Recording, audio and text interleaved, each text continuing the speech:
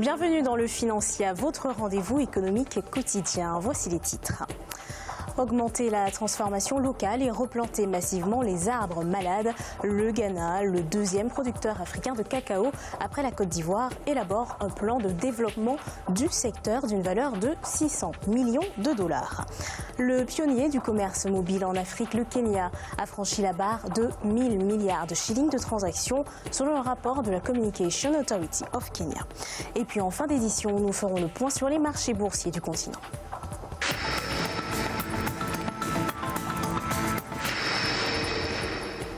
Le Ghana souhaite améliorer et optimiser sa production de cacao. Le deuxième producteur africain de cacao après la Côte d'Ivoire compte mobiliser 600 millions de dollars pour traiter les arbres fruitiers et financer des projets de transformation locale du cacao. Deogracias Podo.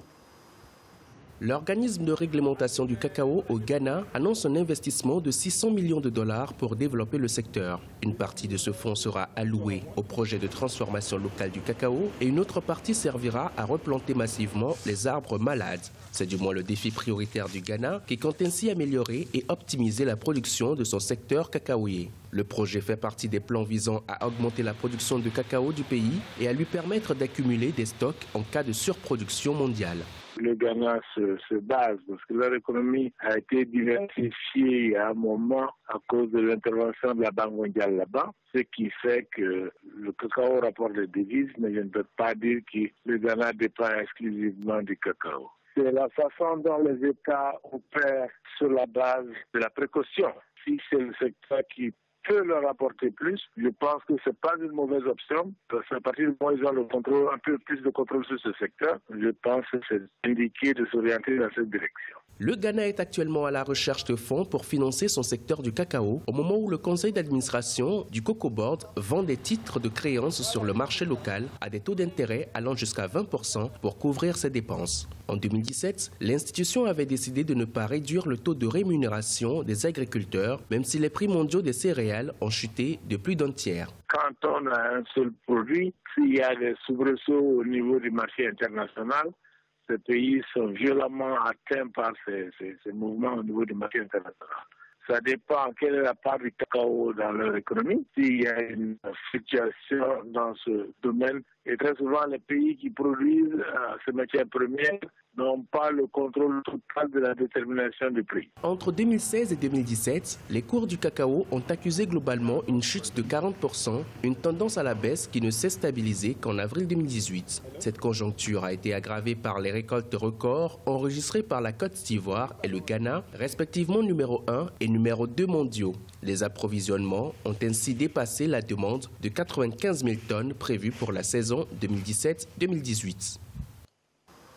L'Afrique subsaharienne pourrait bénéficier des investissements de la Banque européenne pour la construction et le développement. C'est ce qu'a indiqué le président de l'institution, Souma Chakrabarti. La banque totalise environ 7 milliards d'euros d'investissements au Moyen-Orient et en Afrique du Nord depuis ses débuts dans la zone en 2012.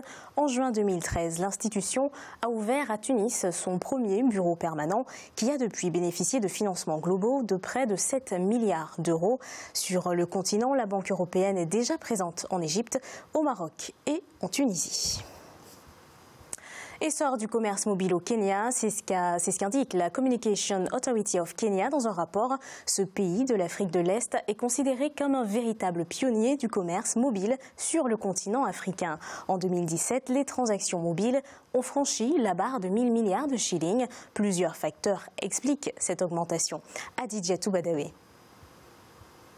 Le commerce mobile gagne du terrain au Kenya. Plus de 1000 milliards de shillings de transactions mobiles ont été enregistrés entre octobre et décembre 2017, d'après les données de la Communications Authority of Kenya, soit une hausse de 64% par rapport à la période précédente qui se situait à 714 milliards de shillings. La rapidité et la fiabilité dans les opérations sont entre autres les raisons qui justifient cette augmentation des transactions mobiles. L'utilisation généralisée des solutions d'argent mobile avec les services M-Pesa, par exemple, exemple. On peut également parler de l'adoption de ces services par des segments de la population qui ont été un peu délaissés par les services de bancarisation classiques. De manière simple, les populations rurales ont désormais la possibilité, grâce à leur téléphone, de pouvoir effectuer des transactions mobiles plus facilement. Le système kényan de microfinancement et de transfert d'argent mobile, M-Pesa, vient de conclure un accord avec PayPal, un service de paiement en ligne.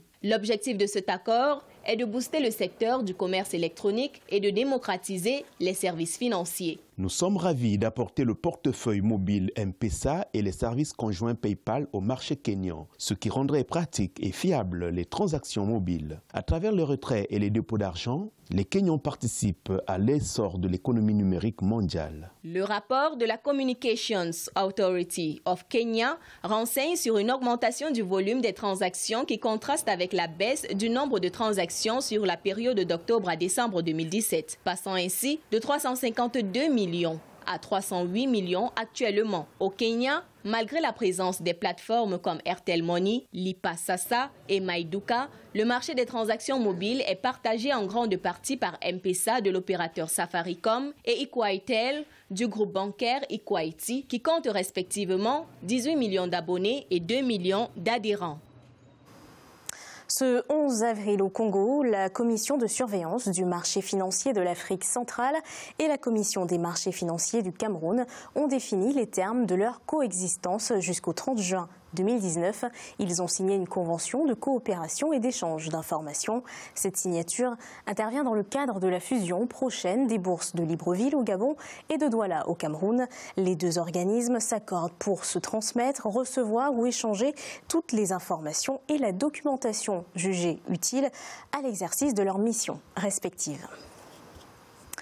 Au Bénin, les titres fonciers seront désormais délivrés en 120 jours. C'est ce qu'a annoncé Jules Victorien Toublénou, le président de l'Agence nationale du domaine et du foncier, une mesure inscrite dans le projet Modernité et sécurisation foncière au Bénin, appliqué par le gouvernement. Le code foncier domanial béninois, en vigueur depuis le 14 août 2013, prévoit notamment le titre foncier comme mode par excellence de la preuve de la propriété foncière. Il est à présent l'heure de faire le point sur les marchés boursiers du continent. En Afrique australe et océan Indien, l'indice All-Share de Johannesburg était en hausse de 0,16%. L'indice de Nairobi enregistrait une baisse de 1,48%. La bourse de Maurice était en baisse de 0,25%. Et l'indice du Botswana perdait 0,11%.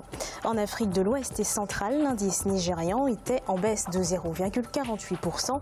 La BRVM d'Abidjan était en baisse de 0,30% et la bourse du Ghana était en hausse de 0,04%. Et en Afrique du Nord, l'indice tunisien était en baisse de 0,47%, l'indice égyptien était en augmentation de 2,18% et la bourse de Casablanca était en baisse de 0,34%. C'est la fin de cette édition du Financia. Merci de nous avoir suivis. On se retrouve bientôt pour un nouveau rendez-vous de l'économie.